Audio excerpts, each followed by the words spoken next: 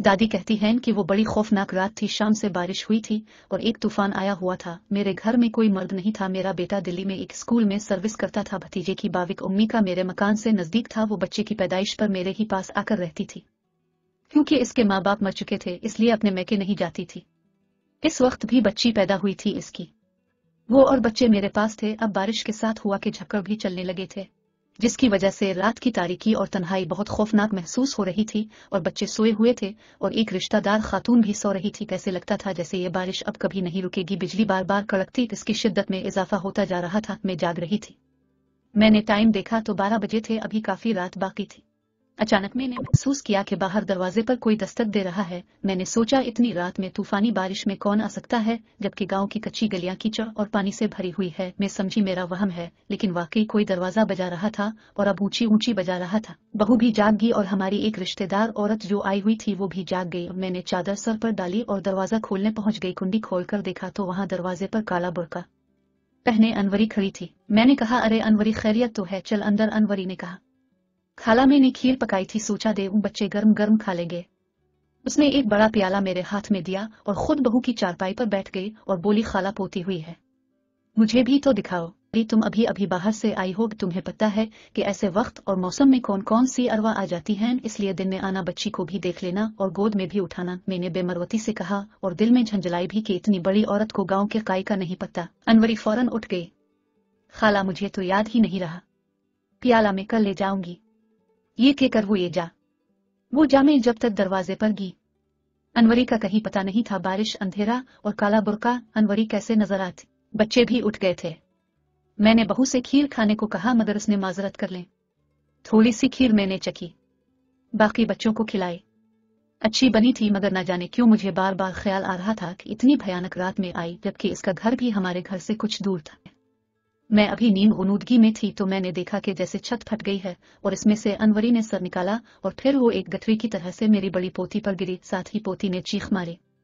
बहू भी उठ गई। मैं घबरा कर जाग गई। बहू घबराई हुई थी। बोली, दादी अनवरी हमें दबा रही है। ऐसा लगा जैसे अनवरी मेरे सीने पर कूद रही है। हम लोग दुआएं पढ़कर फिर लेट गए। काफी देर बाद सबको नींद आई। अनवरी दूसरे दिन किया कई दिन तक नजर नहीं आए। एक रोज दोपहर को अनवरी आ गई।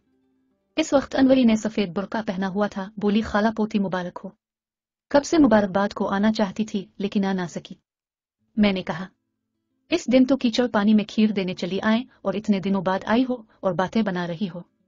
वो हैरानी से बोली, कौन सी खीर? बहू बोली, हाँ अनवरी बाजी, मुसलसल बारिश हो रही थी, रात के 12 बजे खीर लेकर आई थी।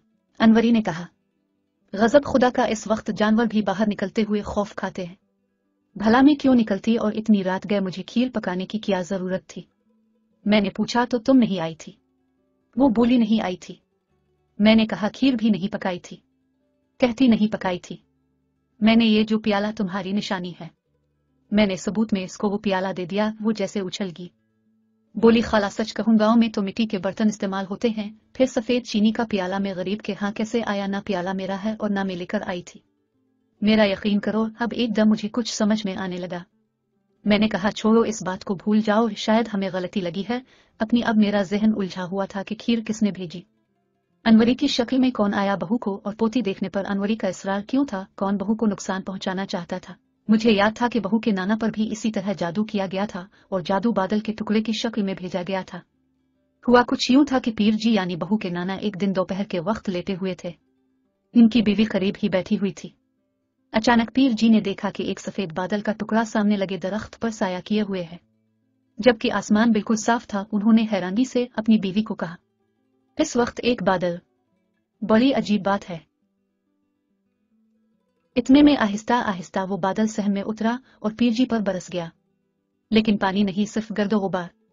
पीर जी की बीवी का कहना था कि मैं ये सब देखकर अभी हैरान भी ना हो पाई थी कि पीर जी तड़प कर चारपाई से नीचे गिरे और जब तक हकीम साहिब आते वो इस दुनिया से गुजर चुके थे। पीर जी के दोस्त मौलाना दूसरे गांव में रहते थे। उन्हें इत्तला मिली तो वो फौरन घोड़े पर दौड़े चले आए। वो पीर जी का मुंह देखने झुके तो फौरन झटके से सीधे होकर बोले, फौरन कोरा मटका लाओ, जल्दी। इस वक्त कफन दफन का सामान, मटके, चटाइयां, काफूर सब आ चुका था। पीर जी के दामाद ने फौरन मटका मौलाना जी को दिया। मौलाना ने 2 रकत नमाज पढ़ी, फिर मटका तोड़ा और कुछ कुरानी आयात ज़ाफ़रान से लिखी और पीर जी के दामाद से कहा, उसे बहते हुए पानी में फेंक आओ, लेकिन कोई भी आवाज दे ना इसको जवाब देना और ना ही पीछे मुड़कर देखना। अब देखते हैं कि पहले तुम आते हो या पीर जी उठते हैं। बाज लोग मौलाना साहिब के दिमाग पर शक करने लगे कि भला मरने के बाद भी कोई जिंदा हुआ है, लेकिन जब उनका दमद वापस आया तो पीर जी जिंदा हो चुके थे। मौलाना साहिब ने बताया कि पीर जी पर जादू किया गया था और ये जादू इस शख्स ने किया था जिसके खिलाफ कुछ दिन पहले पंचायत ने फैसला किया था और पीर जी इस पंचायत के सरबराह थे। ये बात मुझे याद आई तो मेरा दिल कांप उठा, मगर अभी मेरे पास कोई भी वाज़ेह सबूत नहीं था। एक रोज शाम के वक्त मेरी बहू चूल्हे के पास बैठी चाय बना रही थी तो बड़ा पोता छत पर पतंग उड़ा रहा था। इतने में दरवाजा खुला और बहू की खालाजाद बहन दाखिल हुई और सीधी बहू की तरफ आई। मैंने इसके अजीब अंदाज पर कहा, अरे कुबरा खैर तो है? ना सलाम ना दुआ। मेरी आवाज सुनकर कबरा पलट कर भाग गई। मैं भी इसके पीछे गई, मगर कबरा मकान में दाखिल हो चुकी थी। मेरी बहू के नाना बड़े साहिब जायदाद थे। मैं जब अंदर आई तो देखा कि बहू चूल्हे के पास बेहोश पड़ी है। बच्चे रो रहे हैं। बहू को पलंग पर बड़ी मुश्किल से लुटाया गया। कुरान की हुआ दी, दुआएं पढ़कर दम किया तो तब कहीं जाकर बहू को होश आया। मेरा बड़ा पोता छत उतरा तो उसने एक अजीब बात की। बोला, अम्मा क्या मुमानी भी भाईजान की तरह वर्जिश करती हैं? मैंने डांटा। मैंने कहा, पागल हो गए हो? वो बोला, नहीं दादी, मैंने खुद देखा है। मुमानी सहन में एक टांग पर खड़ी थी और अपने सामने 3 मर्तबा उंगली कमाकर एक दफा उल्टी तरफ इशारा करती थी। ये कौन से वर्जिश हुई? उल्टी तरफ हमारा घर था। और मैंने पूछा, ये बताओ कबरा आई थी? वो बोला, मैं तो जब से छत पर गया हूँ मैंने खाला कबराहे को नहीं देखा। और मुमानी के पास कहीं से एक सफेद कागज उड़ता हुआ आया और मुमानी इसको लेकर अंदर चली गई। इन हो चुका था कि ये सारे हथकंडे दुल्हन की भाभी कर रही है। मेरी बहू खतरे में थी। इस तमाम मामले की असल वजह यह थी कि पीर जी मेरी बहू के नाना तकरीबन आधे गांव के मालिक थे। मेरी बहू आधी जायदाद की हकदार थी और इसका भाई ऐसा नहीं देना चाहता था और उसकी बीवी इंतहाई चालाक औरत और जादू टोने के जरिए मेरी बहू को मारना चाहती थी। जबकि मेरी बहू एक समझदार और सुलझी हुई लड़की थी। वो किसी भी तरह गांव की नहीं लगती थी। इसकी गुफ्तगू रहन सहन बहुत अच्छा था। इसके भाई भाभी को हर वक्त खौफ रहता था कि बहू अपनी जायदाद ना मांग ले, जबकि बहू जिक्र भी नहीं करती थी। अब मैंने घर में हर वक्त दुआओं का हिसार रखती थी और मैंने बहू को बाहर से आई हुई चीजों को खाने और बाहर जाने से मना कर दिया था। ये वो जमाना था जब पाकिस्तान बनने की तहरीक जोर पकड़ती थी। हर तरफ से हिंदू मुस्लिम फसादात की खबरें आ रही थी। मैं बेहद परेशान थी कि किसी तरह बहू को यहाँ से हटा दो। इसी दौरान एक दिन मगरिब का वक्त था। बहू सहन में लेटी हुई बच्चे को दूध पिला रही थी कि अचानक इसकी चीखों की आवाज सुनी। मैं नमाज छोड़कर भागी। मैंने देखा बहू अपना पांव पकड़े चीख रही है। इसके पांव के अंगूठे से खून बह रहा है। मैंने पूछा, ये क्या हुआ, कैसे हुआ? बहू अपने हवासों में नहीं थी। मेरी बड़ी पोती भी खड़ी थी, मगर वो भी चुप थी। बहू को पानी पिलाया गया तो इसने बताया कि मैंने देखा कि सकीना यानी मेरी बहन अंदर आई और मेरे पांव की तरफ खड़ी होगी और फौरन ही चाकू निकालकर मेरे अंगूठे पर 4-5 वार किए और भागती चली गई। मैंने पोती से पूछा तो उसने कहा, बुर्का ओढ़े हुए दादी सकीना थी। तो बाद में पता चला कि सकीना तो 1 हफ्ते से मेरठ गई हुई है। मैंने बहू के पांव की मरहम पट्टी करवाई। तकरीबन 8 दिन में पांव ठीक हुआ, लेकिन टांग के जोड़ पर वरम आ गया। हकीम साहब को दिखाया तो उन्होंने कहा, जख्म ठीक होगा तो वरम उतर जाएगा। हम मुतमईन हो गए। बहू अब लंगड़ा कर चलती थी, मगर मुझे नहीं पता था कि दुश्मन अपना काम कर चुका है। हिंदू मुस्लिम फसादात लोग गांव छोड़कर भागने लगे। हम कराची आ गए।